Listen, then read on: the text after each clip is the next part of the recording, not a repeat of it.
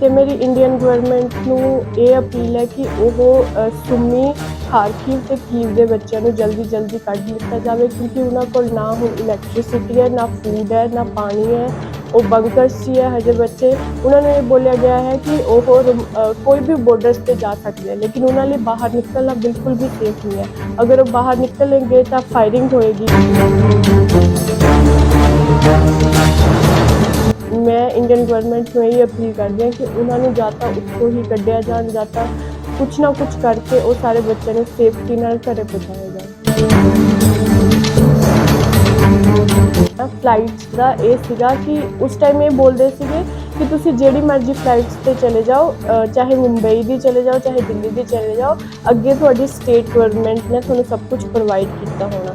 ਲੇਕਿਨ ਐਵੇਂ ਦਾ ਕੁਛ ਨਹੀਂ ਹੋਇਆ। ਅਸੀਂ ਜਦੋਂ ਮੁੰਬਈ ਪਹੁੰਚੇ ਤਾਂ ਪੰਜਾਬ ਦਾ ਕੋਈ ਵੀ ਰਿਪਰੈਜ਼ੈਂਟੇਟਿਵ ਉੱਥੇ ਨਹੀਂ ਸੀਗਾ। ਉੱਥੇ ਜਿਹੜੇ ਕੈਫੇ ਸੀਗੇ ਉੱਥੇ ਇੰਡੀਅਨਸ ਦਾ ਆਉਣਾ ਬਿਲਕੁਲ ਮਨਾ ਕਰਤਾ। ਅਗਲੇ ਦਿਨ ਦੂਸਰੇ ਦਿਨ ਉਹਨੇ ਇੰਡੀਅਨ ਦਾ ਆਉਣਾ ਮਨਾ ਕਰਤਾ ਕਿ ਇਸ ਕੈਫੇ 'ਚ ਇੰਡੀਅਨ ਅਲਾਉਡ ਨਹੀਂ ਹੈ। ਉੱਥੇ ਦਿਨ ਜਾ ਕੇ ਸਨੋਫਾਲ 'ਚ ਖੜੇ ਨੇ ਅਸੀਂ ਬੋਰਡਰ ਪਾਰ ਕੀਤੀ। ਫੀਸ ਕਰੋੜਸ ਚਲੀ ਜਾਂਦੀ ਤੇ ਅਸੀਂ ਉੱਥੇ ਯੂਕਰੇਨ 'ਚ ਉਹੀ MBBS ਦੀ ਪੜ੍ਹਾਈ ਅਸੀਂ 30 to 40 ਲੱਖ 'ਚ ਕਰ ਲੈਂਦੇ।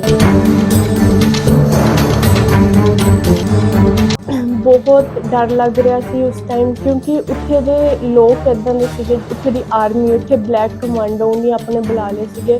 ਉਹ ਮਤਲਬ ਬੱਚਿਆਂ ਨੂੰ ਕੰਟਰੋਲ ਕਰਨ ਦੀ ਕੋਸ਼ਿਸ਼ ਕਰ ਰਹੇ ਸੀਗੇ, ਲੇਕਿਨ ਬੱਚੇ ਨਹੀਂ ਕੰਟਰੋਲ ਹੋ ਪਾ ਰਹੇ ਥੇ ਤੇ ਉਹ ਏਅਰ ਫਾਇਰਿੰਗ ਵੀ ਕਰ ਰਹੇ ਸੀਗੇ ਸਾਨੂੰ।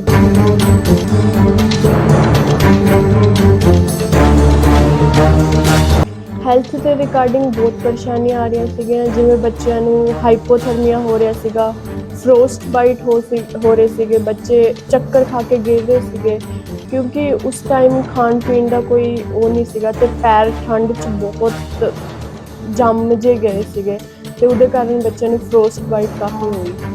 ਇੱਕ ਬੱਚਾ ਤਾਂ ਸਾਡੇ ਸਾਹਮਣੇ ਹੀ ਸੀਗਾ ਜੋ ਹਾਈਪੋਥਰਮੀਆ ਕਰਕੇ ਚੱਕਰ ਖਾ ਕੇ ਗਿਰ ਗਿਆ ਸੀਗਾ।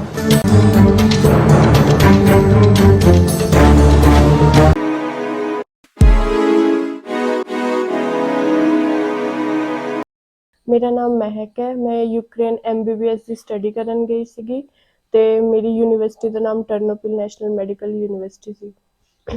ਇਹ ਵੀ ਜਾਣਨ ਦੀ ਕੋਸ਼ਿਸ਼ ਕਰਾਂਗੇ ਅਸੀਂ ਕਿ ਅਜਿਹਾ ਕੀ ਹੈ ਕਿ ਜੋ ਸਟੂਡੈਂਟ ਹੈ ਉਹਨਾਂ ਨੂੰ ਇੰਡੀਆ ਛੱਡ ਕੇ ਬਾਹਰ ਸਟੱਡੀ ਲਈ ਜਾਣਾ ਪੈਂਦਾ ਹੈ ਅਜਿਹੇ ਕੋਰਸ ਕਰਨ ਦੇ ਲਈ। ਇੰਡੀਆ 'ਚ ਕਾਫੀ ਕੋਸਟਲੀ ਹੋ ਜਾਂਦਾ, ਲਾਈਕ ਪ੍ਰਾਈਵੇਟ ਕਾਲਜਿਸ ਦੀ ਫੀਸ ਕਰੋੜਸ ਚਲੀ ਜਾਂਦੀ ਤੇ ਅਸੀਂ ਉੱਥੇ ਯੂਕਰੇਨ 'ਚ ਉਹੀ MBBS ਦੀ ਪੜ੍ਹਾਈ ਅਸੀਂ 30 to 40 ਲੱਖ 'ਚ ਕਰ ਲੈਂਦੇ, ਇਸ ਲਈ ਸਾਨੂੰ ਉੱਥੇ ਜ਼ਿਆਦਾ ਚੀਪ ਪੈਂਦਾ ਐਜ਼ ਕੰਪੇਅਰ ਟੂ ਇੰਡੀਆ ਜੀ। ਇਹ ਤਾਂ ਇੰਡੀਅਨ ਗਵਰਨਮੈਂਟ ਨੂੰ ਦੇਖਣਾ ਚਾਹੀਦਾ ਹੈ। ਇੱਕ ਤਾਂ ਇੰਡੀਅਨ ਗਵਰਨਮੈਂਟ ਦੀ ਜੋ ਗਵਰਨਮੈਂਟ ਸੀਟਸ ਹੈ ਉਹ ਬਹੁਤ ਹੀ ਘੱਟ ਨੇ, ਇਸ ਕਰਕੇ ਬੱਚਿਆਂ ਨੂੰ ਯੂਕਰੇਨ ਜਾਣਾ ਪੈਂਦਾ ਤੇ ਪ੍ਰਾਈਵੇਟ ਕਾਲਜਿਸ ਅਫੋਰਡ ਨਹੀਂ ਕਰ ਪਾਉਂਦੇ। ਮਿਡਲ ਕਲਾਸ ਫੈਮਿਲੀ ਨਹੀਂ ਅਫੋਰਡ ਕਰ ਸਕਦੀ ਪ੍ਰਾਈਵੇਟ ਕਾਲਜਿਸ। ਇਹੀ ਕਹਿੰਦੇ ਆ ਕਿ ਇੰਡੀਆ ਵਿੱਚ ਫੀਸ ਘੱਟ ਕੀਤੀ ਜਾਵੇ ਤਾਂ ਕਿ ਅਸੀਂ ਇੰਡੀਆ 'ਚ ਅਗਲੇ ਆਉਣ ਵਾਲੇ ਬੱਚੇ ਇੰਡੀਆ 'ਚ MBBS ਕਰ ਸਕਣ ਯੂਕਰੇਨ ਜਾਣ ਨਾਲੋਂ। ਅਸੀਂ ਜਿਹੜੀ ਮੇਰੀ ਸਿਟੀ ਸੀਗੀ ਉਹ ਤਾਂ ਮਤਲਬ ਇੰਨੀ ਉਹ ਨਹੀਂ ਸੀਗੀ, ਉੱਥੇ ਖਤਰਾ ਨਹੀਂ ਸੀਗਾ। ਉੱਥੇ ਸਿਰਫ ਸਵੇਰ ਨੂੰ ਜਾਂ ਸ਼ਾਮ ਨੂੰ ਐਮਰਜੈਂਸੀ ਸਾਇਰਨ ਵੱਜਦਾ था। ਐਮਰਜੈਂਸੀ ਸਾਇਰਨ ਦਾ ਮਤਲਬ ਲਾਈਕ ਜੇ 1 ਤੋਂ 2 ਮਿੰਟ ਵੱਜਦਾ ਹੋ ਤਾਂ ਸਾਨੂੰ ਇਹ ਐਡਵਾਈਸ ਕੀਤਾ ਗਿਆ था ਕਿ ਅਸੀਂ ਬੰਕਰਸ 'ਚ ਜਾ ਕੇ ਬੈਠ ਜਾਈਏ, ਬੰਕਰਸ 'ਚ ਬੇਸਮੈਂਟ 'ਚ ਜਾ ਕੇ ਬੈਠ ਜਾਈਏ, ਸੇਫ ਜਗ੍ਹਾ 'ਤੇ ਚਲੇ ਜਾਈਏ। ਤੇ ਉਹਨਾਂ ਨੇ ਇਹ ਵੀ ਬੋਲਤਾ ਸੀ ਕਿ ਅਗਰ 1 ਤੋਂ 2 ਸੈਕਿੰਡ ਵੱਜਣਾ ਤਾਂ ਇਹਦਾ ਮਤਲਬ ਇਹ ਹੈ ਕਿ ਅਗਰ ਤੁਸੀਂ ਬੰਕਰਸ 'ਚ ਬੈਠੇ ਹੋ ਤਾਂ ਤੁਸੀਂ ਵਾਪਸ ਜਾ ਸਕਦੇ ਹੋ ਆਪਣੇ ਕਮਰਿਆਂ 'ਚ।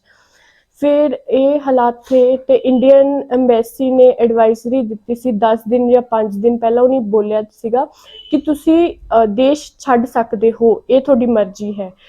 ਤੇ ਪਰ ਸਾਨੂੰ ਇਹ ਕਨਫਰਮ ਨਹੀਂ ਥਾ ਕਿ ਇੱਦਾਂ ਵੋਰ ਹੋ ਜਾਣੀ। ਅਗਰ ਅਸੀਂ ਉੱਥੇ ਟੀਚਰਸ ਤੋਂ, ਲੋਕਲ ਪੀਪਲਸ ਤੋਂ ਪੁੱਛਦੇ ਥੇ ਕਿ ਹਾਂਜੀ ਕਿਆ ਲੜਾਈ ਦੇ ਮਾਹੌਲ ਹੈ, ਹੋ ਸਕਦੀ ਹੈ, ਤਾਂ ਉਹ ਇਹ ਬੋਲਦੇ ਥੇ ਕਿ ਇਹ ਲੜਾਈ 8 ਸਾਲ ਤੋਂ ਚੱਲਦੀ ਆ ਰਹੀ ਹੈ। 2014 ਤੋਂ ਇਹ ਲੜਾਈ ਚੱਲਦੀ ਆ ਰਹੀ ਹੈ, ਕੋਈ ਪਤਾ ਨਹੀਂ, ਕੁਛ ਨਹੀਂ ਹੁੰਦਾ। ਉਨੀ ਟੀਚਰਸ ਨੇ ਸਾਨੂੰ ਇਹੀ ਬੋਲਿਆ ਕਿ ਕੁਛ ਨਹੀਂ ਹੁੰਦਾ, ਤੁਸੀਂ ਟੈਨਸ਼ਨ ਨਾ ਲਓ, ਤੁਸੀਂ ਆਪਣੀ ਸਟੱਡੀ ਤੇ ਧਿਆਨ ਦਿਓ। ਤੇ ਸਾਡੀ ਯੂਨੀਵਰਸਿਟੀ ਮੰਨਣ ਲਈ ਬਿਲਕੁਲ ਤਿਆਰ ਨਹੀਂ ਸੀਗੀ। ਅਸੀਂ ਬਹੁਤ ਬੋਲਿਆ ਕਿ ਸਾਡੀ ਆਨਲਾਈਨ ਕਲਾਸਿਸ ਕਰ ਦਿਓ, ਅਸੀਂ ਘਰੇ ਚਲੇ ਜਾਈਏ, ਅਸੀਂ ਸੇਫ ਜਗ੍ਹਾ ਤੇ ਚਲੇ ਜਾਈਏ, ਆਪਣੇ ਘਰ ਚਲੇ ਜਾਈਏ, ਪੇਰੈਂਟਸ ਨਾਲ ਰਹੀਏ। ਲੇਕਿਨ ਸਾਡੀ ਯੂਨੀਵਰਸਿਟੀ ਬਿਲਕੁਲ ਮੰਨਣ ਨੂੰ ਤਿਆਰ ਨਹੀਂ ਸੀਗੀ। ਅਸੀਂ ਪ੍ਰੋਟੈਸਟ ਵੀ ਕੀਤਾ, ਡੀਨ ਰੈਕਟਰ ਦੇ ਕੋਲ ਵੀ ਗਏ ਕਿ ਪਲੀਜ਼ ਸਾਡੀ ਆਨਲਾਈਨ ਕਲਾਸਿਸ ਕਰ ਦਿਓ, ਬਿਲਕੁਲ ਨਹੀਂ ਮੰਨੇ। ਜਿਸ ਦਿਨ ਅਟੈਕ ਹੋਇਆ ਨਾ, ਉਸ ਦਿਨ ਵੀ ਸਾਡੀ ਆਫਲਾਈਨ ਕਲਾਸ ਸੀਗੀ ਤੇ ਸਾਨੂੰ ਸਵੇਰ ਨੂੰ ਹੀ ਮੈਸੇਜ ਆਇਆ, ਮਤਲਬ ਯੂਨੀਵਰਸਿਟੀ ਨੇ ਮੈਸੇਜ ਕੀਤਾ ਕਿ ਅੱਜ ਤੁਹਾਡੀ ਆਨਲਾਈਨ ਕਲਾਸ ਹੈ ਤੇ ਤੁਹਾਨੂੰ ਉਹ ਆਨਲਾਈਨ ਕਲਾਸ ਲਗਾਉਣੀ ਜ਼ਰੂਰੀ ਹੈ। ਫਿਰ ਅਸੀਂ ਟੀਚਰਸ ਨਾਲ ਆਨਲਾਈਨ ਕਲਾਸਿਸ ਵੀ ਲਗਾਈਆਂ। ਇਹ ਸਭ ਹੋ ਰਿਹਾ ਸੀ। ਹਾਂਜੀ, ਪਹਿਲੇ ਤਾਂ ਅਸੀਂ 2 ਦਿਨ ਉੱਥੇ ਹੀ ਰਹੇ ਆਪਣੀ ਸਿਟੀ 'ਚ ਹੀ।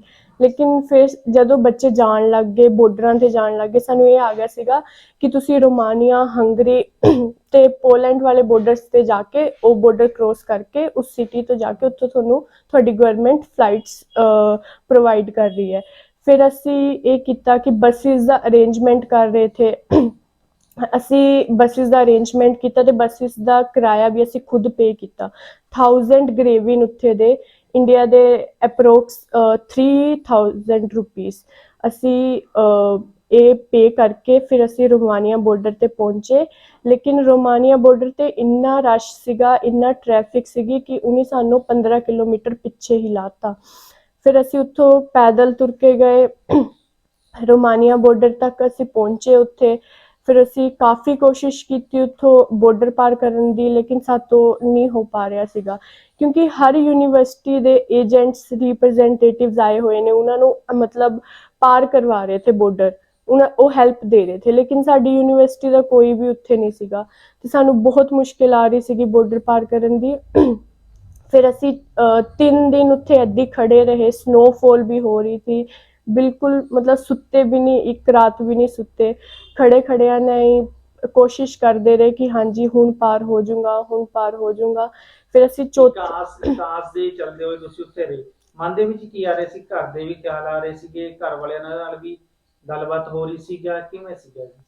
ਘਰ ਵਾਲਿਆਂ ਨਾਲ ਗੱਲਬਾਤ ਥੋੜ੍ਹੀ ਬਹੁਤ ਹੋ ਰਹੀ ਸੀਗੀ, ਜਸਟ ਮੈਸੇਜ ਕਰ ਦਿੰਦੀ ਸੀਗੀ ਮੈਂ ਕਿ ਹਾਂ ਮੈਂ ਠੀਕ ਹੈ, ਤੁਸੀਂ ਟੈਨਸ਼ਨ ਨਾ ਲਓ, ਕਿਉਂਕਿ ਪਤਾ ਸੀਗਾ ਕਿ ਘਰ ਵਾਲੇ ਬਹੁਤ ਟੈਨਸ਼ਨ 'ਚ ਹੈ ਕਿ ਉਹਨਾਂ ਦੀ ਵੀ ਮਤਲਬ ਉਹਨਾਂ ਨੂੰ ਵੀ ਪਤਾ ਹੈ ਕਿ ਉਹਨਾਂ ਦਾ ਬੱਚਾ ਇੰਨੀ ਦੂਰ ਬੈਠਾ, ਪਤਾ ਨਹੀਂ ਕਿਆ ਸਟਰਗਲ ਕਰਦਾ ਹੋਊਗਾ। ਤੇ ਮੈਂ ਸਿਰਫ ਮੈਸੇਜ ਹੀ ਕਰ ਪਾ ਰਹੀ ਥੀ। ਕੋਲ ਤੇ ਗੱਲ ਤਾਂ ਬਹੁਤ ਮੁਸ਼ਕਿਲ ਸੀਗੀ ਕਿਉਂਕਿ ਚਾਰਜਿੰਗ ਵੀ ਫੋਨ 'ਚ ਲਿਮਿਟਿਡ ਹੀ ਹੁੰਦੀ ਸੀਗੀ। 2-3 ਵਾਰ ਤਾਂ ਫੋਨ ਡਿਸਚਾਰਜ ਵੀ ਹੋਇਆ। ਫਿਰ ਕੋਸ਼ਿਸ਼ ਕੀਤੀ, ਕੈਫੇ ਸੀਗੇ ਉੱਥੇ, ਕੈਫੇ 'ਤੇ ਚਾਰਜ ਕਰਨ ਦੀ। ਤੇ ਖਾਣ ਪੀਣ ਦਾ ਵੀ ਇੱਦਾਂ ਸੀਗਾ ਕਿ ਥੋੜ੍ਹਾ ਬਹੁਤ ਪ੍ਰੋਵਾਈਡ ਕਰਦੇ ਪਏ ਸੀਗੇ ਉਹ। ਤੇ ਉੱਥੇ ਜਿਹੜੇ ਕੈਫੇ ਸੀਗੇ ਉੱਥੇ ਇੰਡੀਅਨਸ ਦਾ ਆਉਣਾ ਬਿਲਕੁਲ ਮਨਾ ਕਰਤਾ ਤਾ। ਅਗਲੇ ਦਿਨ, ਦੂਸਰੇ ਦਿਨ ਉਹਨੇ ਇੰਡੀਅਨ ਦਾ ਆਉਣਾ ਮਨਾ ਕਰਤਾ ਕਿ ਇਸ ਕੈਫੇ 'ਚ ਇੰਡੀਅਨ ਅਲਾਉਡ ਨਹੀਂ ਹੈ। ਫਿਰ ਸਾਡੇ ਲਈ ਬਹੁਤ ਮੁਸ਼ਕਿਲ ਹੋ ਗਿਆ ਸੀਗਾ ਤੇ ਅਸੀਂ ਚੌਥੇ ਦਿਨ ਜਾ ਕੇ ਸਨੋਫਾਲ 'ਚ ਖੜੇ ਖੜਿਆਂ ਨੇ ਅਸੀਂ ਬਾਰਡਰ ਪਾਰ ਕੀਤਾ। ਬਾਰਡਰ ਤੋਂ ਪਾਰ ਕਰਨ ਤੋਂ ਬਾਅਦ ਫਿਰ ਗਵਰਨਮੈਂਟ ਨੇ ਕਾਫੀ ਪ੍ਰੋਵਾਈਡ। ਜਦੋਂ ਬਾਰਡਰ ਪਾਰ ਕਰਨਾ ਸੀ ਉਸ ਤੋਂ ਪਹਿਲਾਂ ਕੀ ਇੰਡੀਆ ਗਵਰਨਮੈਂਟ ਵੱਲੋਂ ਕੋਈ ਤੁਹਾਡੀ ਮਦਦ ਹੋਈ ਹੈ? ਉਹਨਾਂ ਵੱਲੋਂ ਕੋਈ ਹੈਲਪ ਕੀਤੀ ਗਈ ਤੁਹਾਡੀ ਸਟੂਡੈਂਟਸ ਦੀ? ਨਹੀਂ, ਬਾਰਡਰ ਪਾਰ ਕਰਨ ਤੋਂ ਪਹਿਲਾਂ ਕੋਈ ਹੈਲਪ ਨਹੀਂ ਹੋਈ। ਇੰਡੀਅਨ ਗਵਰਨਮੈਂਟ ਦੀ ਹੈਲਪ ਬਾਰਡਰ ਪਾਰ ਕਰਨ ਤੋਂ ਬਾਅਦ ਮਿਲੀ ਗਈ ਸਾਨੂੰ। ਬੱਸਿਸ ਪ੍ਰੋਵਾਈਡ ਕੀਤੀਆਂ ਉਹਨੇ, ਰੋਮਾਨੀਆ 'ਚ ਸ਼ੈਲਟਰ ਪ੍ਰੋਵਾਈਡਸ ਕੀਤੇ, ਫੂਡ ਵਗੈਰਾ ਪ੍ਰੋਵਾਈਡ ਕੀਤਾ ਗਿਆ ਸਾਨੂੰ। ਫਿਰ ਉਸ ਤੋਂ ਬਾਅਦ 2 ਦਿਨ ਅਸੀਂ ਰੋਮਾਨੀਆ ਰਹੇ ਸ਼ੈਲਟਰ 'ਚ। ਫਿਰ ਉਸ ਤੋਂ ਬਾਅਦ ਉੱਥੋਂ ਸਾਨੂੰ ਏਅਰਪੋਰਟ ਲੈ ਕੇ ਫਲਾਈਟ 'ਚ ਜਾਣ ਦਿੱਤਾ ਗਿਆ। ਬਹੁਤ ਡਰ ਲੱਗ ਰਿਹਾ ਸੀ ਉਸ ਟਾਈਮ ਕਿਉਂਕਿ ਉੱਥੇ ਦੇ ਲੋਕ ਇੱਦਾਂ ਦੇ ਸੀਗੇ, ਉੱਥੇ ਦੀ ਆਰਮੀ, ਉੱਥੇ ਬਲੈਕ ਕਮਾਂਡੋ ਉਹਨੇ ਆਪਣੇ ਬੁਲਾ ਲਏ ਸੀਗੇ। ਉਹ ਮਤਲਬ ਬੱਚਿਆਂ ਨੂੰ ਕੰਟਰੋਲ ਕਰਨ ਦੀ ਕੋਸ਼ਿਸ਼ ਕਰ ਰਹੇ ਸੀਗੇ ਲੇਕਿਨ ਬੱਚੇ ਨਹੀਂ ਕੰਟਰੋਲ ਹੋ ਪਾ ਰਹੇ ਥੇ ਤੇ ਉਹ ਏਅਰ ਫਾਇਰਿੰਗ ਵੀ ਕਰ ਰਹੇ ਸੀਗੇ ਸਾਨੂੰ ਡਰਾਉਣ ਲਈ। ਫਿਰ ਅਸੀਂ ਬਹੁਤ ਡਰ ਜਾਂਦੇ। ਏਅਰ ਫਾਇਰਿੰਗ, ਹਾਂਜੀ, ਏਅਰ ਫਾਇਰਿੰਗ ਕੀਤੀ ਗਈ ਬੱਚਿਆਂ ਨੂੰ ਡਰਾਉਣ ਲਈ। ਬੱਚੇ ਕਾਫੀ ਡਰ ਜਾਂਦੇ ਸੀਗੇ ਜਦੋਂ ਏਅਰ ਫਾਇਰਿੰਗ ਹੁੰਦੀ ਸੀ ਕਿ ਕਿਸੇ ਦੇ ਗੋਲੀ ਵਗੈਰਾ ਨਾ ਲੱਗ ਜਾਵੇ। ਫਿਰ ਉਸ ਤੋਂ ਬਾਅਦ ਬੱਚੇ ਉੱਥੇ ਕਾਫੀ ਬਿਮਾਰ ਵੀ ਹੋ ਰਹੇ ਸੀ, ਬੱਚਿਆਂ ਨੂੰ ਹਾਈਪੋਥਰਮੀਆ ਹੋ ਰਿਹਾ ਸੀਗਾ, ਬੱਚੇ ਬੇਹੋਸ਼ ਹੋ ਰਹੇ ਸੀਗੇ ਕਾਫੀ। ਲੇਕਿਨ ਉੱਥੇ ਇਹ ਸੀਗਾ ਕਿ ਉਹ ਐਂਬੂਲੈਂਸ ਵਗੈਰਾ ਪ੍ਰੋਵਾਈਡ ਕਰਕੇ ਬੱਚਿਆਂ ਨੂੰ ਟਰੀਟ ਕਰ ਰਹੇ ਸੀਗੇ। ਮੇਰੇ ਨਾਲ ਜਿੰਨੇ ਬੱਚੇ ਆਏ ਸੀਗੇ ਉਹ ਸਾਰੇ ਘਰੇ ਵਾਪਿਸ ਆ ਗਏ ਨੇ। ਤੇ ਇੱਦਾਂ ਲਾਈਕ ਪਹਿਲਾਂ ਥੋੜ੍ਹੇ ਬੱਚੇ ਮੂਵ ਕਰ ਗਏ, ਜਿੱਦਾਂ ਉਹਨਾਂ ਨੇ ਪ੍ਰਾਇੋਰਟੀ ਦਿੱਤੀ ਸੀਗੀ ਕੁੜੀਆਂ ਪਹਿਲਾਂ ਮੂਵ ਕਰ ਸਕਦੀਆਂ ਨੇ, ਲੇਕਿਨ ਉੱਥੇ ਕਾਫੀ ਯੂਨੀਵਰਸਿਟੀ ਦੇ ਮੁੰਡੇ ਇਹ ਬੋਲ ਰਹੇ ਸੀਗੇ ਕਿ ਅਸੀਂ 9 ਦਿਨ ਤੋਂ ਉੱਥੇ ਖੜੇ ਹੋਏ ਨੇ, ਅਸੀਂ 8 ਦਿਨ ਤੋਂ ਖੜੇ ਹੋਏ ਨੇ, ਸਾਨੂੰ ਕਿਉਂ ਨਹੀਂ ਪ੍ਰਾਇੋਰਟੀ ਦਿੱਤੀ ਜਾ ਰਹੀ, ਕੁੜੀਆਂ ਨੂੰ ਕਿਉਂ ਦਿੱਤੀ ਜਾ ਰਹੀ। ਫਿਰ ਉਹ ਨਹੀਂ ਜਾਣ ਦਿੰਦੇ ਸੀਗੇ ਅੱਗੇ। ਫਿਰ ਕੁਝ ਵੀ ਕਰਕੇ ਅਸੀਂ ਸਾਰੇ ਇਕੱਠੇ ਹੀ, ਮੁੰਡੇ ਕੁੜੀਆਂ ਸਾਰੇ ਇਕੱਠੇ ਹੀ ਬਾਰਡਰ ਪਾਰ ਕਰਕੇ ਗਏ। ਸਾਡੀ ਸਿਟੀ 'ਚ ਸਿਰਫ ਸਾਇਰਨ ਹੀ ਵੱਜਦੇ ਸੀਗੇ, ਐਮਰਜੈਂਸੀ ਸਾਇਰਨ। ਸਾਡੀ ਸਿਟੀ ਕਾਫੀ ਹੱਦ ਤੱਕ ਸੇਫ ਸੀਗੀ, ਲੇਕਿਨ ਰੈੱਡ ਅਲਰਟ ਆ ਗਿਆ ਸੀ ਤੇ 3 ਜਗ੍ਹਾ ਦਾ ਦੱਸਤਾ ਕਿ ਇੱਥੇ ਅਟੈਕ ਹੋ ਸਕਦਾ, ਤੁਸੀਂ ਜਲਦੀ ਤੋਂ ਜਲਦੀ ਬਾਰਡਰਸ ਤੱਕ ਪਹੁੰਚ ਜਾਓ ਤੇ ਉੱਥੇ ਬਾਰਡਰ ਪਾਰ ਕਰਕੇ ਆਪਣੇ ਘਰੇ ਚਲੇ ਜਾਓ। ਡਰੋਨ ਵਗੈਰਾ? ਹਾਂਜੀ, ਅਸੀਂ ਉੱਥੇ ਡਰੋਨਸ ਵਗੈਰਾ ਵੀ ਦੇਖੇ ਆਪਣੀ ਸਿਟੀ 'ਚ। ਫਿਰ ਅਗਲੇ ਦਿਨ ਅਸੀਂ ਤਾਂ ਇਹ ਸੋਚਿਆ ਸੀ ਕਿ ਯੂਕਰੇਨੀਅਨ ਦੇ ਡਰੋਨਸ ਹੋਣੇ, ਲੇਕਿਨ ਅਗਲੇ ਦਿਨ ਇਹ ਨਿਊਜ਼ ਆਈ ਕਿ ਉਹ ਰਸ਼ੀਅਨ ਐਨੀਮੀਜ਼ ਦੇ ਡਰੋਨ ਸੀਗੇ। ਸਾਨੂੰ ਨਹੀਂ ਪਤਾ ਸੀਗਾ ਕਿ ਉਹ ਰਸ਼ੀਅਨ ਦੇ ਡਰੋਨਸ ਹੈ, ਉਹ ਯੂਕਰੇਨੀਅਨ ਦੇ। ਅਸੀਂ ਇਹ ਸੋਚਦੇ ਸੀਗੇ ਕਿ ਉਹ ਯੂਕਰੇਨੀਅਨ ਦੇ ਡਰੋਨਸ ਹੈ। ਅਸੀਂ ਬਾਰਡਰ ਪਾਰ ਕਰ ਲਿਆ। ਫਿਰ ਸਾਡਾ ਵੀਜ਼ਾ ਪ੍ਰੋਸੈਸ, ਜਿੱਦਾਂ ਸਟੈਂਪ ਵਗੈਰਾ, 3 ਜਾਂ 5 ਦਿਨ ਦਾ ਵੀਜ਼ਾ ਲੱਗਿਆ ਸਾਡਾ। ਫਿਰ ਸਾਨੂੰ ਉੱਥੋਂ ਬੱਸਿਸ ਪ੍ਰੋਵਾਈਡ ਕੀਤੀਆਂ ਹੋਈਆਂ ਸੀ, ਖਾਣ ਪੀਣ ਦਾ ਵੀ ਪ੍ਰੋਵਾਈਡ ਹੋਇਆ ਸਾਨੂੰ, ਅਤੇ ਸਾਨੂੰ ਫਿਰ ਉੱਥੇ ਸ਼ੈਲਟਰ 'ਤੇ ਲੈ ਕੇ ਗਏ। ਸ਼ੈਲਟਰ 'ਚ ਅਸੀਂ 2 ਦਿਨ ਰਹੇ। ਦੂਜੇ ਦਿਨ ਸਾਨੂੰ ਬੋਲ ਦਿੱਤਾ ਗਿਆ ਸੀਗਾ ਕਿ ਜਿਨ੍ਹਾਂ ਦੀ ਸਟੈਂਪ 27 ਤਰੀਕ ਦੀ ਲੱਗੀ ਵੀ, ਉਹ ਅੱਜ ਏਅਰਪੋਰਟ ਜਾ ਸਕਦੇ ਨੇ। ਫਿਰ ਅਸੀਂ ਉੱਥੋਂ ਵੀ ਸਾਨੂੰ ਬੱਸਿਸ ਪ੍ਰੋਵਾਈਡ ਕੀਤੀਆਂ ਗਈਆਂ ਗਵਰਨਮੈਂਟ ਦੇ ਵੱਲੋਂ, ਅਤੇ ਅਸੀਂ ਉਹ ਬੱਸਿਸ ਤੋਂ ਏਅਰਪੋਰਟ ਚਲੇ ਗਏ। ਏਅਰਪੋਰਟ 'ਤੇ ਫਿਰ ਸਾਨੂੰ ਫਲਾਈਟਸ ਪ੍ਰੋਵਾਈਡ ਕੀਤੀਆਂ ਗਈਆਂ। ਫਲਾਈਟਸ ਦਾ ਇਹ ਸੀਗਾ ਕਿ ਉਸ ਟਾਈਮ ਇਹ ਬੋਲਦੇ ਸੀਗੇ ਕਿ ਤੁਸੀਂ ਜਿਹੜੀ ਮਰਜ਼ੀ ਫਲਾਈਟਸ 'ਤੇ ਚਲੇ ਜਾਓ, ਚਾਹੇ ਮੁੰਬਈ ਦੀ ਚਲੇ ਜਾਓ, ਚਾਹੇ ਦਿੱਲੀ ਦੀ ਚਲੇ ਜਾਓ, ਅੱਗੇ ਤੁਹਾਡੀ ਸਟੇਟ ਗਵਰਨਮੈਂਟ ਨੇ ਤੁਹਾਨੂੰ ਸਭ ਕੁਝ ਪ੍ਰੋਵਾਈਡ ਕੀਤਾ ਹੋਣਾ। ਲੇਕਿਨ ਐਵੇਂ ਦਾ ਕੁਝ ਨਹੀਂ ਹੋਇਆ। ਅਸੀਂ ਜਦੋਂ ਮੁੰਬਈ ਪਹੁੰਚੇ ਤਾਂ ਪੰਜਾਬ ਦਾ ਕੋਈ ਵੀ ਰਿਪਰੈਜ਼ੈਂਟੇਟਿਵ ਉੱਥੇ ਨਹੀਂ ਸੀਗਾ। ਕਾਫੀ ਕੋਸ਼ਿਸ਼ ਕੀਤੀ ਉਹਨਾਂ ਨੂੰ ਕਹਿਣ ਦੀ ਕਿ ਹਾਂ ਸਾਡੇ ਲਈ ਫਲਾਈਟਸ ਪ੍ਰੋਵਾਈਡ ਕਰੋ, ਲੇਕਿਨ ਨਹੀਂ, ਕਿਸੇ ਨੇ ਨਹੀਂ ਸੁਣਿਆ। ਫਿਰ ਮੈਂ ਖੁਦ ਦੀ ਹੀ ਫਲਾਈਟ ਕਰਵਾ ਕੇ ਉੱਥੋਂ ਤੋਂ ਚੰਡੀਗੜ੍ਹ ਤੋਂ ਮੇਰੇ ਪੇਰੈਂਟਸ ਲੈਣ ਆ ਗਏ ਸੀਗੇ। ਫਿਰ ਕੀ ਮੁੰਬਈ ਦੇ ਵਿੱਚ ਤੁਹਾਡੀ ਸਟੇਟ ਵਾਸਤੇ ਇੰਤਜ਼ਾਮ ਨਹੀਂ ਸੀ, ਜਾਂ ਹੋਰ ਸਟੇਟ ਉਹਨਾਂ ਦੇ ਲਈ ਵੀ ਇੰਤਜ਼ਾਮ ਨਹੀਂ ਸੀ? ਨਹੀਂ, ਬਾਕੀ ਸਟੇਟਸ ਜਿੱਦਾਂ ਬਿਹਾਰ ਹੋ ਗਿਆ, MP, ਰਾਜਸਥਾਨ, ਉਹਨਾਂ ਲਈ ਪੂਰਾ ਪ੍ਰੋਵਾਈਡ ਕੀਤਾ ਗਿਆ। ਉਹਨਾਂ ਨੂੰ ਉੱਥੋਂ ਫਲਾਈਟ ਪ੍ਰੋਵਾਈਡ ਕੀਤੀ ਗਈ। ਫਲਾਈਟ ਜਦੋਂ ਉਹ ਆਪਣੇ ਉੱਥੇ ਸਟੇਟ 'ਚ ਉਤਰੇ, ਉੱਥੋਂ ਅੱਗੇ ਕਾਰਸ ਵਗੈਰਾ ਲੱਗੀਆਂ ਵਧੀਆਂ, ਉਹਨਾਂ ਨੂੰ ਕਾਰਸ 'ਚ ਸਹੀ ਸਲਾਮਤ ਘਰੇ ਪਹੁੰਚਾਇਆ ਗਿਆ। ਤੇ ਫਿਰ ਤੁਹਾਡੇ ਹੁਣ ਮਨ ਦੇ ਵਿੱਚ ਕੀ ਹੈ ਕਿ ਕਿਤੇ ਨਾ ਕਿਤੇ ਪਾਰਸ਼ੀਅਲਿਟੀ ਵੀ ਹੋਈ ਹੈ? ਪਾਰਸ਼ੀਅਲਿਟੀ ਹੁਣ ਕੁਝ ਕਹਿ ਨਹੀਂ ਸਕਦੇ ਅਸੀਂ, ਸ਼ਾਇਦ ਹੋਈ ਹੈ ਪਾਰਸ਼ੀਅਲਿਟੀ, ਕਿਉਂਕਿ ਸਾਡੀ ਸਟੇਟ ਗਵਰਨਮੈਂਟ ਨੇ ਨਹੀਂ ਪ੍ਰੋਵਾਈਡ ਕੀਤਾ ਸਾਨੂੰ। ਪਤਾ ਨਹੀਂ ਹੁਣ ਕਿਉਂ। ਇੱਕ ਤਾਂ ਪੰਜਾਬ ਦੇ ਬੱਚੇ ਇੰਨੇ ਜ਼ਿਆਦਾ ਵੀ ਨਹੀਂ ਹੈ, ਕਹਿ ਸਕਦੇ ਕਿ ਯੂਕਰੇਨ 'ਚ ਠੀਕ ਹੈ, ਅਤੇ ਬਾਕੀ ਪਤਾ ਨਹੀਂ ਹੁਣ ਕਿਉਂ ਨਹੀਂ ਇਹਨਾਂ ਨੇ ਪ੍ਰੋਵਾਈਡ ਕੀਤਾ। ਮੈਨੂੰ ਫੋਨ ਆਇਆ ਸੀਗਾ, ਲੇਕਿਨ ਮੈਂ ਫਲਾਈਟ ਪਹਿਲੀ ਕਰਵਾ ਲਈ ਸੀਗੀ ਉਸ ਤੋਂ। ਉਹ ਬੋਲ ਰਹੇ ਸੀਗੇ ਕਿ ਤੁਹਾਡਾ ਇੰਤਜ਼ਾਮ ਕਰ ਦਿੱਤਾ, ਲੇਕਿਨ ਅਸੀਂ 6 ਵਜੇ ਤੋਂ ਉੱਥੇ ਮੁੰਬਈ 'ਚ, ਮੇਰੇ ਨਾਲ 2 ਬੱਚੇ ਹੋਰ ਸੀਗੇ ਪੰਜਾਬ ਦੇ। ਅਸੀਂ ਫੋਨ ਟਰਾਈ ਕਰੇ ਜਾ ਰਹੇ ਸੀਗੇ। ਫਿਰ ਪੇਸ਼ੈਂਸ ਹੁਣ ਬਿਲਕੁਲ ਵੀ ਨਹੀਂ ਰਹੀ ਸੀਗੀ ਇੰਡੀਆ ਆ ਕੇ। ਇਹ ਸੀਗਾ ਕਿ ਹਾਂਜੀ ਘਰੇ ਆ ਜਾਣ ਜਲਦੀ ਤੋਂ ਜਲਦੀ। ਫਿਰ ਅਸੀਂ ਕਾਫੀ ਫੋਨ ਟਰਾਈ ਕੀਤੇ, ਲੇਕਿਨ ਨਹੀਂ। ਉਹ ਬੋਲ ਰਹੇ ਥੇ, ਪਹਿਲਾਂ ਤਾਂ ਉਹਨੇ ਇਹੀ ਬੋਲਿਆ ਕਿ ਨਹੀਂ, ਤੁਹਾਨੂੰ ਖੁਦ ਹੀ ਕਰਵਾਉਣਾ ਪੈਣਾ। ਫਿਰ ਅਸੀਂ ਜਦੋਂ ਖੁਦ ਕਰਵਾ ਲਈ, ਫਿਰ ਉਹਦੇ ਫੋਨ ਆਉਣ ਲੱਗ ਪਏ, ਤੁਹਾਡੇ ਲਈ ਪ੍ਰੋਵਾਈਡ ਕਰ ਰਹੇ ਹਾਂ ਅਸੀਂ, ਇਹ ਕਰ ਰਹੇ। ਫਿਰ ਵੀ ਸਾਨੂੰ ਐਵੇਂ ਲੱਗ ਰਿਹਾ ਸੀ ਕਿ ਕਦੋਂ ਤੱਕ ਪ੍ਰੋਵਾਈਡ ਕਰੂੰਗੇ, ਸਾਨੂੰ ਕਦੋਂ ਤੱਕ ਉੱਥੇ ਰਹਿਣਾ ਪੈਣਾ। ਫਿਰ ਅਸੀਂ ਖੁਦ ਦੀ ਹੀ ਫਲਾਈਟ ਕਰਕੇ ਮੈਂ ਚੰਡੀਗੜ੍ਹ ਆ ਗਈ ਸੀਗੀ, ਅਤੇ ਚੰਡੀਗੜ੍ਹ ਤੋਂ ਮੇਰੇ ਘਰ ਦੇ ਮੈਨੂੰ ਲੈਣ ਆ ਗਏ ਸੀਗੇ। ਹੁਣ ਕਿਵੇਂ ਦੇਖਦੇ ਹੋ ਤੁਸੀਂ, ਉੱਥੋਂ ਵਾਪਸ ਆ ਗਏ ਹੋ, ਸਟੱਡੀ ਵਿੱਚ ਹੀ ਰਹਿ ਗਈ ਹੈ, ਕਿਵੇਂ ਦੇਖਦੇ ਹੋ ਹੁਣ ਆਪਣਾ ਭਵਿੱਖ, ਫਿਊਚਰ ਕਿਵੇਂ ਹੈ ਤੁਹਾਡਾ? ਫਿਊਚਰ ਕਰੀਅਰ ਦਾ ਹੁਣ ਕੁਝ ਕਹਿ ਨਹੀਂ ਸਕਦੇ। ਇਹੀ ਡਰ ਹੈ ਕਿ ਅਗਰ ਕੁਝ ਠੀਕ ਨਾ ਹੋਇਆ ਤਾਂ ਸਾਡੀ ਸਟੱਡੀ, ਮੇਰੇ 3 ਸਾਲ ਹੋ ਗਏ ਨੇ, 3 ਸਾਲ ਰਹਿੰਦੇ ਨੇ ਹਜੇ, ਕਿ ਸਾਡੀ ਸਟੱਡੀ ਵਿੱਚ ਰਹਿ ਜਾਣੀ ਹੈ। ਸਾਡੇ ਸੁਪਨੇ ਨੇ ਅਸੀਂ ਦੇਖੇ ਹੋਏ ਡਾਕਟਰ ਬਣਨ ਦੇ, ਸਭ ਕੁਛ ਇੱਦਾਂ ਚਲੇ ਜਾਣੇ। ਫਿਰ ਹੁਣ ਇਹੀ ਹੈ ਕਿ ਇੰਡੀਅਨ ਗਵਰਨਮੈਂਟ ਨੂੰ ਇਹ ਕਹਿੰਦੇ ਕਿ ਜਾਂ ਤਾਂ ਸਾਨੂੰ ਇੱਥੇ ਸੀਟਸ ਪ੍ਰੋਵਾਈਡ ਕੀਤੀਆਂ ਜਾਣ, ਕਿਉਂਕਿ ਉੱਥੇ ਜਾਣ ਦੇ ਅਗਰ ਚਾਂਸਿਸ ਹੋਏ ਤਾਂ ਅਸੀਂ ਜ਼ਰੂਰ ਜਾਵਾਂਗੇ, ਅਸੀਂ ਆਪਣੀ ਪੜ੍ਹਾਈ ਕੰਟੀਨਿਊ ਕਰਾਂਗੇ। ਅਗਰ ਉੱਥੇ ਜਾਣ ਦੇ ਚਾਂਸਿਸ ਨਹੀਂ ਹੋਏ, ਜਾਂ ਤਾਂ ਸਾਨੂੰ ਇੰਡੀਆ 'ਚ ਹੀ ਸੀਟਸ ਦਿੱਤੀਆਂ ਜਾਣ ਸਾਰੇ ਬੱਚਿਆਂ ਨੂੰ। ਹੈਲਥ ਦੇ ਰਿਗਾਰਡਿੰਗ ਬਹੁਤ ਪਰੇਸ਼ਾਨੀਆਂ ਆ ਰਹੀਆਂ ਸੀਗੀਆਂ, ਜਿਵੇਂ ਬੱਚਿਆਂ ਨੂੰ ਹਾਈਪੋਥਰਮੀਆ ਹੋ ਰਿਹਾ ਸੀਗਾ, ਫਰੋਸਟ ਬਾਈਟ ਹੋ ਰਹੇ ਸੀਗੇ, ਬੱਚੇ ਚੱਕਰ ਖਾ ਕੇ ਗਿਰ ਰਹੇ ਸੀਗੇ। ਕਿਉਂਕਿ ਉਸ ਟਾਈਮ ਖਾਣ ਪੀਣ ਦਾ ਕੋਈ ਉਹ ਨਹੀਂ ਸੀਗਾ ਤੇ ਪੈਰ ਠੰਡ 'ਚ ਬਹੁਤ ਜੰਮ ਜੇ ਗਏ ਸੀਗੇ ਤੇ ਉਹਦੇ ਕਾਰਨ ਬੱਚਿਆਂ ਨੂੰ ਫਰੋਸਟ ਬਾਈਟ ਕਾਫੀ ਹੋਈ। ਇੱਕ ਬੱਚਾ ਤਾਂ ਸਾਡੇ ਸਾਹਮਣੇ ਹੀ ਸੀਗਾ ਜੋ ਹਾਈਪੋਥਰਮੀਆ ਕਰਕੇ ਚੱਕਰ ਖਾ ਕੇ ਗਿਰ ਗਿਆ ਸੀਗਾ।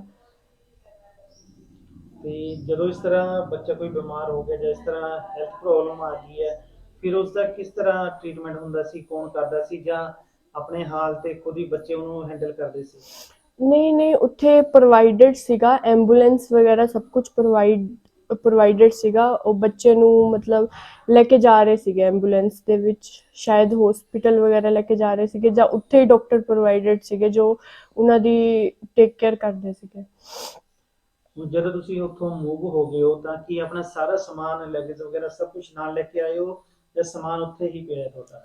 ਨਹੀਂ ਸਾਨੂੰ ਇਹ ਬੋਲਤਾ ਸੀਗਾ ਕਿ ਤੁਸੀਂ ਆਪਣਾ ਇੱਕ ਬੈਗ ਤਿਆਰ ਕਰ ਲਓ ਜਿਹਦੇ ਵਿੱਚ ਤੁਹਾਡੀ ਇੱਕ ਕੱਪੜਾ ਜੋੜੀ ਤੇ ਲੈਪਟਾਪ ਵਗੈਰਾ ਤੇ ਡਾਕੂਮੈਂਟਸ ਰੱਖ ਲਓ, ਬਾਕੀ ਕੁਝ ਨਹੀਂ ਲੈ ਕੇ ਜਾਣਾ। ਸਾਨੂੰ ਇਹ ਬੋਲਿਆ ਸੀਗਾ ਯੂਨੀਵਰਸਿਟੀ ਨੇ ਕਿ ਇਸ ਟਾਈਮ ਤੁਹਾਨੂੰ ਆਪਣੀ ਜਾਨ ਜ਼ਿਆਦਾ ਪਿਆਰੀ ਹੋਣੀ ਚਾਹੀਦੀ, ਕੱਪੜੇ ਵਗੈਰਾ ਦਾ ਕੁਝ ਨਹੀਂ ਉਹ ਰੱਖਿਆ ਹੋਇਆ। ਤੇ ਮੈਂ ਆਪਣਾ ਸਿਰਫ ਇੱਕ ਬੈਗ ਲੈ ਕੇ ਆਈ ਸੀਗੀ, ਪਿੱਠੂ ਬੈਗ, ਬਾਕੀ ਸਾਰੇ ਲਗੇਜ ਉੱਥੇ ਹੀ ਛੱਡ ਆਏ।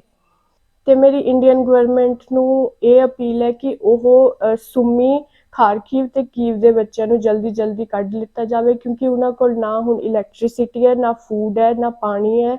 ਉਹ ਬੰਕਰਸ 'ਚ ਹੈ ਹਜੇ ਬੱਚੇ। ਉਹਨਾਂ ਨੂੰ ਇਹ ਬੋਲਿਆ ਗਿਆ ਹੈ ਕਿ ਉਹ ਕੋਈ ਵੀ ਬੋਰਡਰਸ ਤੇ ਜਾ ਸਕਦੇ ਆ ਲੇਕਿਨ ਉਹਨਾਂ ਲਈ ਬਾਹਰ ਨਿਕਲਣਾ ਬਿਲਕੁਲ ਵੀ ਸੇਫ ਨਹੀਂ ਹੈ। ਅਗਰ ਉਹ ਬਾਹਰ ਨਿਕਲਣਗੇ ਤਾਂ ਫਾਇਰਿੰਗ ਹੋਏਗੀ, ਪਤਾ ਨਹੀਂ ਕਦੋਂ ਕਿੱਥੋਂ ਮਿਸਾਈਲਸ ਗਿਰਨਗੀਆਂ, ਉਹਨਾਂ ਨੂੰ ਬਾਹਰ ਵੀ ਨਹੀਂ ਉਹ ਨਿਕਲ ਸਕਦੇ। ਤੇ ਹੁਣ ਮੈਨੂੰ ਇੰਡੀਅਨ ਮਤਲਬ ਉਹ ਉਹਨਾਂ ਨੂੰ ਇਹ ਬੋਲਿਆ ਗਿਆ ਕਿ ਤੁਸੀਂ ਬੋਰਡਰਸ ਤੱਕ ਪਹੁੰਚ ਜਾਓ, ਲੇਕਿਨ ਬੋਰਡਰਸ ਤੱਕ ਪਹੁੰਚਣਾ ਉਹਨਾਂ ਲਈ ਬਹੁਤ ਮੁਸ਼ਕਿਲ ਹੈ। ਤਾਂ ਮੈਂ ਇੰਡੀਅਨ ਗਵਰਨਮੈਂਟ ਨੂੰ ਇਹ ਅਪੀਲ ਕਰਦੀ ਹਾਂ ਕਿ ਉਹਨਾਂ ਨੂੰ ਜਾਂ ਤਾਂ ਉੱਥੋਂ ਹੀ ਕੱਢਿਆ ਜਾਣ ਜਾਂ ਤਾਂ ਕੁਛ ਨਾ ਕੁਛ ਕਰਕੇ ਉਹ ਸਾਰੇ ਬੱਚਿਆਂ ਨੂੰ ਸੇਫਟੀ ਨਾਲ ਘਰੇ ਪਹੁੰਚਾਇਆ ਜਾਣ।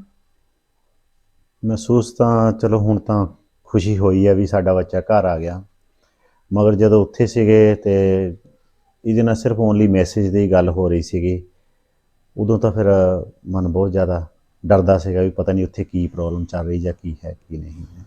ਇੱਕ ਟਾਈਮ ਸੀਗਾ ਜਦੋਂ ਤੁਹਾਡੀ ਕਨੈਕਟੀਵਿਟੀ ਕੱਟ ਗਈ ਸੀ, ਗੱਲਬਾਤ ਨਹੀਂ ਹੋ ਰਹੀ ਸੀ, ਜਿਵੇਂ ਲਾਸਟ ਟਾਈਮ ਤੁਸੀਂ ਦੱਸਿਆ ਹੋਇਆ ਸੀਗਾ। ਉਸ ਤੋਂ ਬਾਅਦ ਘਰ ਵਾਲੇ ਵੀ ਕਾਫੀ ਨਰਵਸ ਸੀਗੇ ਤੇ ਉਸ ਤੋਂ ਬਾਅਦ ਕਿਵੇਂ ਦੁਬਾਰਾ ਫਿਰ ਰਾਬਤਾ ਹੋਇਆ, ਕਦੋਂ ਤੁਹਾਨੂੰ ਪਤਾ ਲੱਗਿਆ ਕਿ ਫਲਾਈਟ ਹੋ ਗਈ ਹੈ ਤੇ ਬੇਟੀ ਘਰ ਆ ਰਹੀ ਹੈ? ਇਹ ਜਦੋਂ ਬਾਰਡਰ ਤੇ ਸੀਗੀ ਨਾ ਉਦੋਂ ਟਾਈ ਅਪ ਟੁੱਟ ਗਿਆ ਸੀਗਾ ਤੇ ਬੈਟਰੀ ਵੀ ਦਾ ਪੈਕਅਪ ਖਤਮ ਸੀਗਾ, ਹੋ ਗਿਆ ਉਹ ਤਾਂ ਹੁਣ ਆ ਕੇ ਦੱਸਿਆ ਇਹਨਾਂ। ਤੇ ਜਦੋਂ ਬਾਰਡਰ ਪਾਰ ਕੀਤਾ ਫਿਰ ਚਲੋ ਮੋਬਾਈਲ ਵਗੈਰਾ ਵੀ ਚਾਰਜ ਕੀਤੇ ਇਹਨਾਂ ਨਾਲ, ਫਿਰ ਉਦੋਂ ਰਾਬਤਾ ਹੋਇਆ ਸਾਡਾ ਇਹਦੇ ਨਾਲ। ਕੀ ਕਹੋਗੇ ਇੰਡੀਆ ਗਵਰਨਮੈਂਟ ਨੂੰ, ਕਿਉਂਕਿ ਇਹ ਕੋਰਸ ਕਰਨ ਲਈ ਸਾਡੇ ਬੱਚੇ ਆਊਟ ਆਫ ਇੰਡੀਆ ਜਾ ਰਹੇ ਨੇ, ਕਿਉਂਕਿ ਇੰਡੀਆ ਦੇ ਵਿੱਚ ਦੱਸਿਆ ਜਾ ਰਿਹਾ ਫੀਸਾਂ ਬਹੁਤ ਜ਼ਿਆਦਾ ਨੇ, ਬਾਹਰ ਘੱਟ ਨੇ। ਅਪੀਲ ਕਰੋਗੇ ਕਿ ਇੰਡੀਆ ਗਵਰਨਮੈਂਟ ਨੂੰ ਕਿ ਫੀਸਾਂ ਬਾਰੇ ਕੁਝ ਸੋਚੇ ਤਾਂ ਜੋ ਬੱਚੇ ਆਪਣਾ ਦੇਸ਼ ਛੱਡ ਕੇ ਹੋਰ ਦੇਸ਼ਾਂ ਵਿੱਚ ਨਾ ਜਾਣ, ਇੱਥੇ ਹੀ ਆਪਣੇ ਕੋਰਸਿਸ ਵਗੈਰਾ ਕਰ ਸਕਣ? ਦੇਖੋ ਇਹ ਤਾਂ ਅਸੀਂ ਤਾਂ ਸਾਰੇ ਪੇਰੈਂਟਸ ਨੂੰ ਇਹੀ ਕਹਿੰਦੇ ਆ ਜੀ, ਸਰਕਾਰ ਦੇ ਅਪੀਲ ਕਰਦੇ ਆ ਆਪਾਂ ਵੀ ਜੋ ਵੀ ਯੂਕਰੇਨ ਜਾਂ ਕਿਤੇ ਫੋਰਨ ਦੇਸ਼ ਦੇ ਵਿੱਚ ਰਿਕੁਆਇਰਮੈਂਟ ਹੈ ਜਿਸ ਹਿਸਾਬ ਨਾਲ ਉਹ ਬੱਚੇ ਲੈ ਰਹੇ MBBS ਵਾਸਤੇ, ਔਰ ਜੋ ਉੱਥੇ ਖਰਚਾ ਹੈ ਉਹੀ ਖਰਚਾ ਜੇ ਹਿੰਦੁਸਤਾਨ 'ਚ ਹੋਵੇ, ਕਿਉਂ ਬੱਚੇ ਬਾਹਰ ਜਾਣ ਜੀ? ਸੋਚਣਾ ਚਾਹੀਦਾ। ਹਾਂਜੀ ਗਵਰਨਮੈਂਟ ਨੂੰ ਇਸ ਬਾਰੇ ਸੋਚਣਾ ਚਾਹੀਦਾ ਜੀ। ਕੋਈ ਅਪੀਲ ਕਰਨਾ ਚਾਹੋਗੇ ਜੋ ਬੱਚੇ ਹਜੇ ਉੱਥੇ ਫਸੇ ਨੇ ਉਹਨਾਂ ਨੂੰ? ਨਹੀਂ ਦੇਖੋ ਜੀ ਇਹ ਤਾਂ ਬਹੁਤ ਬੜੀ ਗੱਲ ਹੈ ਜੀ, ਬੱਚਿਆਂ ਵਾਸਤੇ ਜਿਹੜੇ ਕੀਵ 'ਚ ਜ਼ਿਆਦਾ ਫਸੇ ਹੋਏ ਨਾ, ਬੰਕਰਾਂ ਦੇ ਵਿੱਚ ਹੈ। ਅਸੀਂ ਸਰਕਾਰ ਨੂੰ ਇਹੀ ਅਪੀਲ ਕਰਦੇ ਆ ਵੀ ਉਹ ਜਿੰਨੀ ਜਲਦ ਤੋਂ ਜਲਦ ਹੋ ਸਕੇ ਉਹਨਾਂ ਨੂੰ ਬੱਚਿਆਂ ਨੂੰ ਜਾਂ ਕੋਈ ਬੱਸੇਜ ਜਾਂ ਕੁਛ ਵੀ ਹੈ, ਕਹਿਣ ਦਾ ਮਤਲਬ ਜਾਂ ਯੁੱਧ ਰੋਕ ਹੈ, ਰਸ਼ੀਆ ਨਾਲ ਚੰਗੇ ਸੰਬੰਧ ਹੈ ਪ੍ਰਧਾਨ ਮੰਤਰੀ ਜੀ ਦੇ, ਮੋਦੀ ਸਾਹਿਬ ਜੀ ਦੇ, ਤੇ ਉਹ ਕਿਸੇ ਤਰ੍ਹਾਂ ਉਹ ਬੱਚੇ ਬਾਹਰ ਕੱਢੇ ਜਾਣ।